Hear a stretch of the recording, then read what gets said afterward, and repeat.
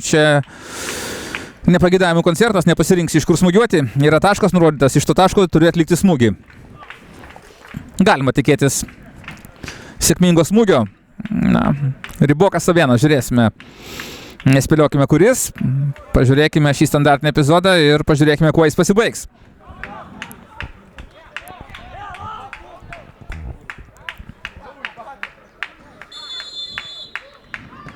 Savėno smūgis!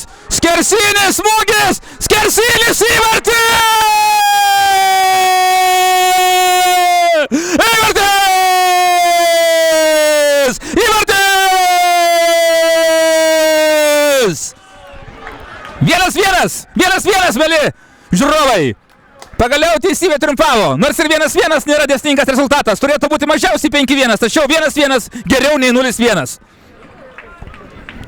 Mantas Savėnas, geriausias baudinių specialistas, sudrebino skersinio ir Rūsto sandūro, kaip sako rusai, Chrestovinų papal meč. Tačiau atskubėjęs komandos draugas galva pataikė į vartų tinklą, į skersinį, po to kamuolys spurdėjo vartų tinkle.